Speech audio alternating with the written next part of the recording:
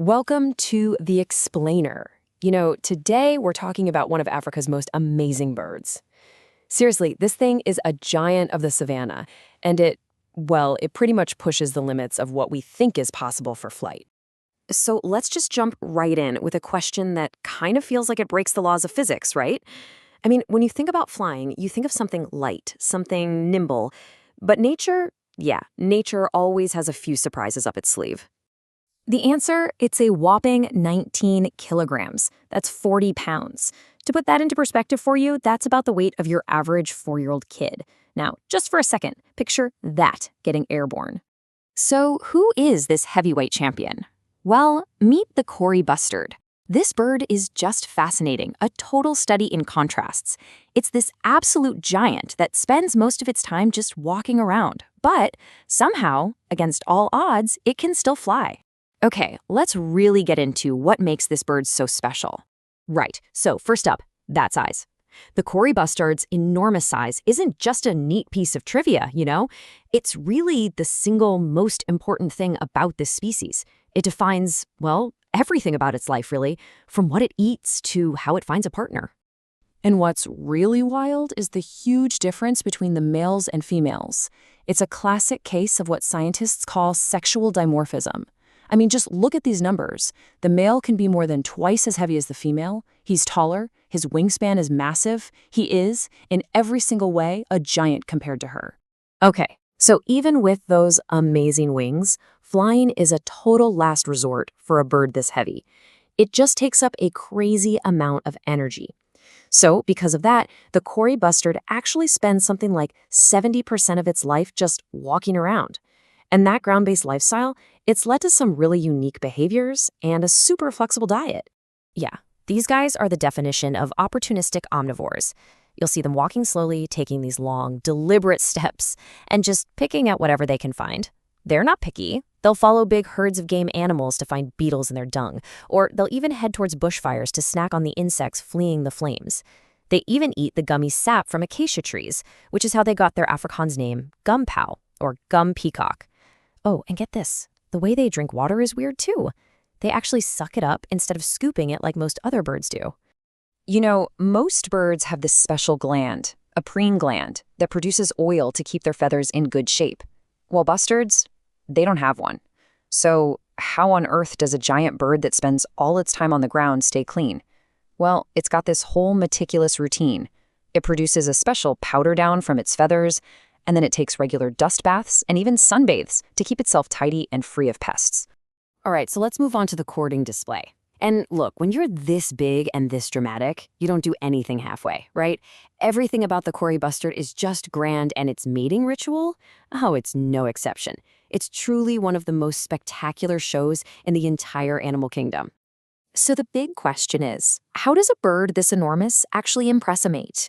How do you make yourself noticed out there on the huge African savanna? Well, the male Kori Bustard puts on one of the most incredible displays you'll ever see.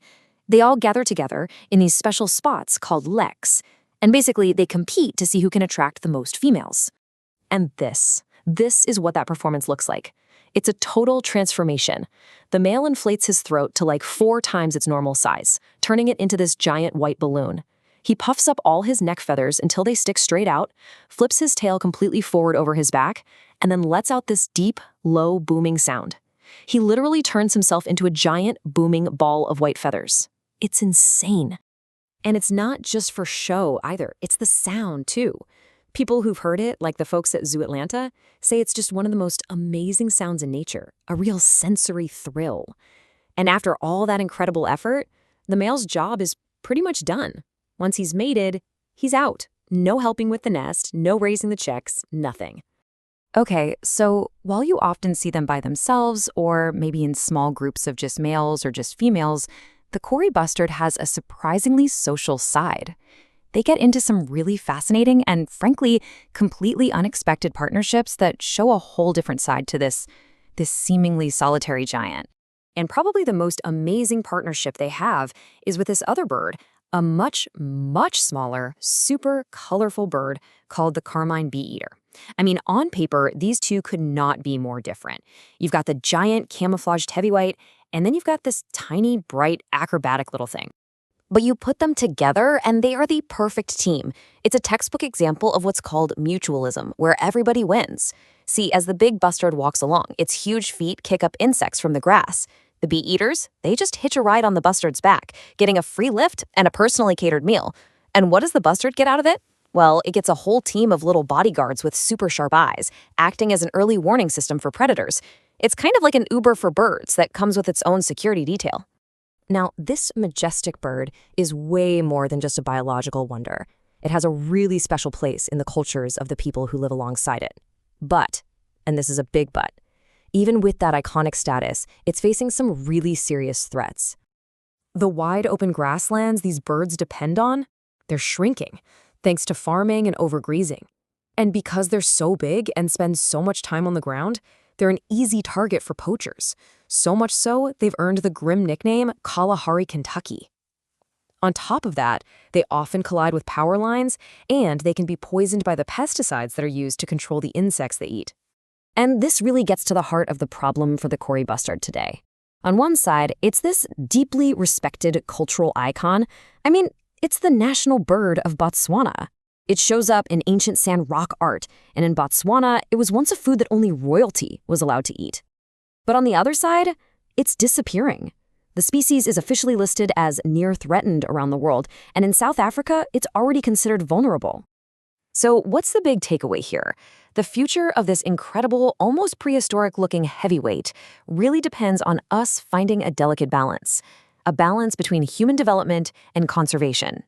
The story of the Kori Bustard, it's just a powerful reminder that in our fast-changing world, even the biggest and most iconic animals are incredibly vulnerable.